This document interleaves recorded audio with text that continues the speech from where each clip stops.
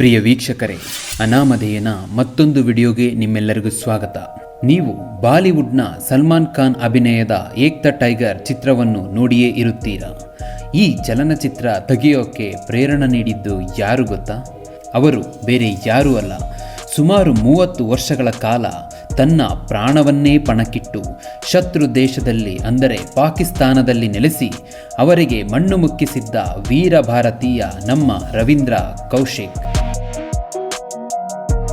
ಇವರಿಗೆ ಅಂದಿನ ಪ್ರಧಾನಮಂತ್ರಿಯಾದಂತಹ ಇಂದಿರಾ ಗಾಂಧಿ ಅವರು ಖುದ್ದಾಗಿ ಭೇಟಿ ಮಾಡಿ ಇವರಿಗೆ ಭಾರತದ ಬ್ಲ್ಯಾಕ್ ಟೈಗರ್ ಎಂಬ ಬಿರುದನ್ನು ಸಹ ನೀಡಿರುತ್ತಾರೆ. ಪ್ರಿಯ ಸ್ನೇಹಿತರೆ, ಶತ್ರು ರಾಷ್ಟ್ರದ ಗಡಿಯೊಳಗೆ ಹೋಗಿ ಅಲ್ಲಿನ ನಾಗರಿಕನಂತೆ ನಟಿಸಿ ಮಾಹಿತಿ ತರುವುದು ಅಂದುಕೊಂಡಷ್ಟು ಸುಲಭವಲ್ಲ. ಆದರೆ ಭಾರತದ ಒಬ್ಬ ವ್ಯಕ್ತಿ ಶತ್ರು ರಾಷ್ಟ್ರಕ್ಕೆ ಹೋಗಿದ್ದಷ್ಟೇ ಅಲ್ಲ, ಅಲ್ಲಿನ ಸೇನೆಯಲ್ಲಿನ ಮೇಜರ್ ಹುದ್ದೆಗೇರಿ ಆ ದೇಶದ ರಕ್ಷಣಾ ರಹಸ್ಯಗಳನ್ನೇ ಭಾರತಕ್ಕೆ ರವಾನಿಸುತ್ತಿದ್ದರು ಎಂದರೆ ನೀವು ನಂಬುತ್ತೀರಾ? ಇದು ಯಾವುದೇ ಫಿಲ್ಮಿ ಕಥೆಯಲ್ಲ. ಅಸಲಿ ಜೇಮ್ಸ್ ಬಾಂಡ್ ಎಂದು ಕರೆಸಿಕೊಳ್ಳುವ ನಮ್ಮ ರವೀಂದ್ರ ಕೌಶಿಕ್ ಅವರ ಜೀವನ ಚರಿತ್ರೆ. 30 ವರ್ಷಗಳ ಕಾಲ ತಮ್ಮ ಅಸ್ತಿತ್ವವನ್ನೇ ಅಳಿಸಿ ದೇಶಕ್ಕಾಗಿ ಪ್ರಾಣ ಕೊಟ್ಟ ಈ ವೀರನ ಇಂಟ್ರೆಸ್ಟಿಂಗ್ ಲೈಫ್ ಸ್ಟೋರಿ ಮತ್ತು ಕೊನೆಯಲ್ಲಿ ಏನಾಯಿತು ಎಂಬುದನ್ನು ತಿಳಿಯಲು ಈ ವಿಡಿಯೋವನ್ನು ಪೂರ್ತಿಯಾಗಿ ನೋಡಿ. ಹಾಗೆ ವಿಡಿಯೋ ಇಷ್ಟ ಆದರೆ ಒಂದು ಲೈಕ್ ಮಾಡಿ. ಪ್ರಿಯ ವೀಕ್ಷಕರೇ, ರವೀಂದ್ರ ಕೌಶಿಕ್ ಅವರು ಜನಿಸಿದ್ದು 1952ರಲ್ಲಿ ರಾಜಸ್ಥಾನದ ಶ್ರೀಗಂಗಾ ನಗರದಲ್ಲಿ. ಬಾಲ್ಯದಿಂದಲೂ ಇವರಿಗೆ ನಟನೆ ಅಂದರೆ ಪಂಚಪ್ರಾಣ. ಕಾಲೇಜಿನ ದಿನಗಳಲ್ಲಿ ಒಬ್ಬ ಪ್ರತಿಭಾವಂತ ರಂಗಭೂಮಿ ಕಲಾವಿದನಾಗಿ ಗುರುತಿಸಿಕೊಂಡಿದ್ದರು. 1975ರಲ್ಲಿ ಲಕ್ನೋದಲ್ಲಿ ನಡೆದ ಒಂದು ನಾಟಕ ಪ್ರದರ್ಶನ ಇವರ ಬದುಕನ್ನೇ ಬದಲಿಸಿತು. ಅಲ್ಲಿ ಇವರ ನಟನ ಕೌಶಲ್ಯವನ್ನು ಗಮನಿಸಿದ ಭಾರತೀಯ ಗುಪ್ತಚರ ಸಂಸ್ಥೆ RAW ಅಂದರೆ ರಿಸರ್ಚ್ ಆ್ಯಂಡ್ ಅನಾಲಿಸಿಸ್ ವಿಂಗ್ ಅಧಿಕಾರಿಗಳು ಇವರನ್ನು ಒಬ್ಬ ಗೂಢಚಾರಿಗೆ ಬೇಕಾದ ಎಲ್ಲ ಲಕ್ಷಣ ಕಂಡರು. ಒಬ್ಬ ನಟ ಮಾತ್ರ ತಾನು ಬೇರೆ ಒಬ್ಬ ವ್ಯಕ್ತಿಯಂತೆ ನಟಿಸಿ ಶತ್ರುಗಳನ್ನು ನಂಬಿಸಲು ಸಾಧ್ಯ ಎಂದು RAW ಅಧಿಕಾರಿಗಳು ಭಾವಿಸಿದ್ದರು. RAW ಅಧಿಕಾರಿಗಳ ಮಾತಿಗೆ ಒಪ್ಪಿಕೊಂಡ ಕೌಶಿಕ್ ಆಯ್ಕೆಯಾದ ನಂತರ ಶುರುವಾಗಿದ್ದೇ ಕಠಿಣ ತರಬೇತಿ.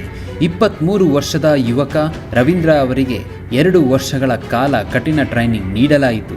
ಇವರಿಗೆ ಮುಸ್ಲಿಂ ಧರ್ಮದ ಆಚರಣೆಗಳು, ನಮಾಜ್ ಮಾಡುವ ವಿಧಾನ, ಕುರಾನ್ನ ಪಾಠಗಳು ಮತ್ತು ಉರ್ದು ಭಾಷೆಯನ್ನು ಸಹ ಕಲಿಸಲಾಯಿತು. ಪಾಕಿಸ್ತಾನದ ಸಂಸ್ಕೃತಿಯಲ್ಲಿ ಹೇಗೆ ಬೆರೆಯಬೇಕು ಮತ್ತು ಅವರೊಂದಿಗೆ ಹೇಗೆ ವರ್ತನೆ ಮಾಡಬೇಕು ಎಂಬುದನ್ನು ಸಹ ತಿಳಿಸಿಕೊಡಲಾಯಿತು.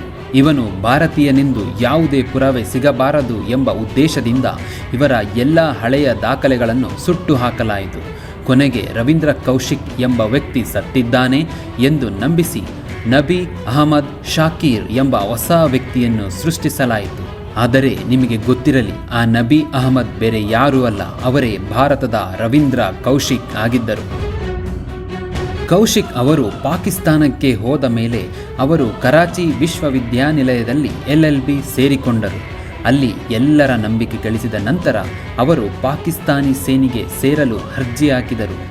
ತಮ್ಮ ಬುದ್ಧಿವಂತಿಕೆಯಿಂದ ಪಾಕಿಸ್ತಾನಿ ಮಿಲಿಟರಿ ಅಕಾಡೆಮಿಯಲ್ಲಿ ಅತ್ಯುತ್ತಮ ಪ್ರದರ್ಶನ ನೀಡಿ ಆಫೀಸರ್ ಆದರು. ಕೆಲವು ವರ್ಷಗಳಲ್ಲಿ ಅವರು ಮೇಜರ್ ಹುದ್ದೆಗೇರಿದರು. ಇದು ಇತಿಹಾಸದ ಅತಿದೊಡ್ಡ ಸಾಧನೆ. ಇವರು ಕಳುಹಿಸುತ್ತಿದ್ದ ಮಾಹಿತಿಯಿಂದಾಗಿ 1979ರಿಂದ 1983 ಅಂದರೆ 4 ವರ್ಷ ನಡೆಯಬೇಕಿದ್ದ ಹಲವು ದಾಳಿಗಳನ್ನು ಭಾರತ ಮೊದಲೇ ತಡೆಯಿತು.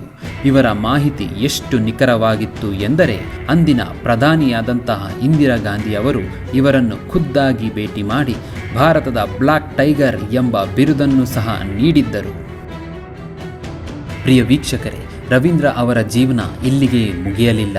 ಅವರು ಅಲ್ಲಿನ ಸೈನ್ಯದ ಒಬ್ಬ ಅಧಿಕಾರಿಯ ಮಗಳಾದ ಅಮಾನತ್ ಎಂಬುವರನ್ನು ಮದುವೆಯಾಗಿ ಸಂಸಾರವನ್ನು ಸಹ ಶುರು ಮಾಡಿದರು. ಅವರಿಗೊಬ್ಬ ಮಗ ಕೂಡ ಹುಟ್ಟಿರುತ್ತಾನೆ. ಆದರೆ ದಾರುಣ ಸಂಗತಿಯೆಂದರೆ ತನ್ನ ಪತಿ ಭಾರತದ ಗೂಢಚಾರಿ ಎಂಬ ವಿಷಯ ಆಕೆಗೆ ಕೊನೆಯವರೆಗೂ ತಿಳಿಯಲೇ ಇಲ್ಲ. ಪ್ರತಿದಿನವೂ ಸಾವಿನ ಜೊತೆ ಸರಸವಾಡುತ್ತಿದ್ದರೂ ರವೀಂದ್ರ ಭಾರತಕ್ಕೆ ರಹಸ್ಯ ಕಳಿಸುವುದನ್ನು ಮಾತ್ರ ನಿಲ್ಲಿಸಿರುವುದಿಲ್ಲ. ಪ್ರಿಯ ವೀಕ್ಷಕರೇ, ಕೌಶಿಕ್ ಅವರ ಸಾಧನೆ ಹೇಗಿತ್ತು ಎಂದರೆ ಕೊನೆಯವರೆಗೂ ಅವರನ್ನು ಹಿಡಿಯಲೇ ಆಗಲಿಲ್ಲ. ಆದರೆ ಭಾರತ ತೆಗೆದುಕೊಂಡ ಒಂದು ನಿರ್ಧಾರದಿಂದ ಆ ಕೌಶಿಕ್ 16 ವರ್ಷ ಪಾಕಿಸ್ತಾನದ ಜೈಲಿನಲ್ಲಿ ಇರುವಂತಾಯಿತು. ಅದೇನೆಂದರೆ 1983ರಲ್ಲಿ ಇನಾಯತ್ ಮಸೀಹ್ ಎಂಬ ಇನ್ನೊಬ್ಬ ಲೋ ಲೆವೆಲ್ ಏಜೆಂಟ್ ಅವರನ್ನು ರವೀಂದ್ರರಿಗೆ ಸಹಾಯ ಮಾಡಲು RAW ಕಳುಹಿಸಿತು. ಆದರೆ ಆ ವ್ಯಕ್ತಿ ಪಾಕಿಸ್ತಾನಿ ಅಧಿಕಾರಿಗಳಿಗೆ ಸಿಕ್ಕಿಬಿದ್ದರು. ಚಿತ್ರಹಿಂಸೆಗೆ ಹೆದರಿದ ಅವರು ರವೀಂದ್ರರ ಹೆಸರನ್ನು ಸಹ ಬಾಯಿ ಬಿಟ್ಟಿದ್ದರು. ತಕ್ಷಣವೇ ರವೀಂದ್ರರನ್ನು ಬಂಧಿಸಲಾಯಿತು. 16 ವರ್ಷಗಳ ಕಾಲ ಅವರನ್ನು ಪಾಕಿಸ್ತಾನದ ವಿವಿಧ ಜೈಲುಗಳಲ್ಲಿ ಇಡಲಾಯಿತು. ಅಲ್ಲಿ ಅವರಿಗೆ ನೀಡಿದ ಚಿತ್ರಹಿಂಸೆ ಊಹಿಸಲು ಸಾಧ್ಯವಿಲ್ಲ. ಪ್ರಿಯ ವೀಕ್ಷಕರೇ, ವಿಷಾದ ಸಂಗತಿ ಏನೆಂದರೆ ತಾನು ಜೈಲಿನಲ್ಲಿದ್ದಾಗಲೂ ಸಹ ಭಾರತ ಸರ್ಕಾರ ಅವರನ್ನು ತನ್ನ ಪ್ರಜೆ ಎಂದು ಗುರುತಿಸಲು ಮುಂದಾಗಲಿಲ್ಲ. ಏಕೆಂದರೆ ಗೂಢಚಾರಿಯ ನಿಯಮಗಳೇ ಹಾಗೆ. 2001ರಲ್ಲಿ ಜೈಲಿನಲ್ಲೇ ಮರಣ ಹೊಂದಿದ ಇವರ ದೇಹವನ್ನು ಭಾರತಕ್ಕೆ ತರಲು ಸಹ ಸಾಧ್ಯವಾಗಲಿಲ್ಲ. ಪ್ರಿಯ ವೀಕ್ಷಕರೇ, ನಾವು ಸಲ್ಮಾನ್ ಖಾನ್ ಅವರ ಏಕ್ ದ ಟೈಗರ್ ಚಿತ್ರ ನೋಡಿದ್ದೇವೆ. ಅದಕ್ಕೆ ಸ್ಫೂರ್ತಿಯೇ ಈ ಭಾರತದ ಬ್ಲ್ಯಾಕ್ ಟೈಗರ್ ಆಗಿರುವ ರವೀಂದ್ರ ಕೌಶಿಕ್. ಅವರು ಜೈಲಿನಿಂದ ಬರೆದಿದ್ದ ಕೊನೆಯ ಪತ್ರದಲ್ಲಿ ಕೇಳಿದ್ದರು, ನನ್ನ ದೇಶಕ್ಕೆ ನಾನು ಕೇವಲ ಅನಾಮಧೇಯನಾಗೇ ಉಳಿದು ಬಿಡುತ್ತೇನೆಯೇ ಎಂದು. ಇವತ್ತು ನಾವು ನೆಮ್ಮದಿಯಿಂದ ಇದ್ದೇವೆ ಎಂದರೆ ಅದಕ್ಕೆ ಇಂತಹ ಅಜ್ಞಾತ ವೀರರ ತ್ಯಾಗವೇ ಕಾರಣವಾಗಿದೆ. ಈ ವೀರನ ಬಗ್ಗೆ ನಿಮ್ಮ ಅನಿಸಿಕೆಯನ್ನು ಕಮೆಂಟ್ ಮಾಡಿ. ಈ ವಿಡಿಯೋವನ್ನು ಪ್ರತಿಯೊಬ್ಬ ಭಾರತೀಯನಿಗೂ ತಲುಪುವಂತೆ ಶೇರ್ ಮಾಡಿ. ನಮ್ಮ ಭಾರತದ ಇಂತಹ ವೀರ ಸೈನಿಕರು ಎಷ್ಟೋ ಜನ ಇದ್ದಾರೆ, ಆದರೆ ನಾವು ಅವರನ್ನು ಗುರುತಿಸುವ ಬದಲು ಸೆಲೆಬ್ರಿಟೀಸ್ಗಳ ಹಿಂದೆ ಓಡುತ್ತೇವೆ. ಭಾರತಕ್ಕೆ ನಿಜವಾಗಿ ಬೇಕಾಗಿರುವುದು ಭಾರತವನ್ನು ಕಾಯುವ ಒಬ್ಬ ಸೈನಿಕ. ಇಂತಹ ವೀರರ ಬದುಕು ಎಷ್ಟೋ ಜನರಿಗೆ ಪ್ರೇರಣೆಯಾಗಲಿದೆ. ಪ್ರಿಯ ವೀಕ್ಷಕರೇ, ವಿಡಿಯೋ ಇಷ್ಟ ಆಗಿದ್ದರೆ ಲೈಕ್ ಮಾಡಿ ಹಾಗೂ ಇನ್ನಷ್ಟು ಇಂಟ್ರೆಸ್ಟಿಂಗ್ ಫ್ಯಾಕ್ಟ್ಸ್ಗಳಿಗಾಗಿ ಅನಾಮಧೇಯ ಯೂಟ್ಯೂಬ್ ಚಾನಲನ್ನು ಸಬ್ಸ್ಕ್ರೈಬ್ ಮಾಡಿ ಎಂದು ಕೇಳುತ್ತಾ ಈ ನಿಮ್ಮ ಪ್ರೀತಿಯ ಅನಾಮಧೇಯ ಹೋಗಿ ಬರುತ್ತಾನೆ. ಧನ್ಯವಾದಗಳು.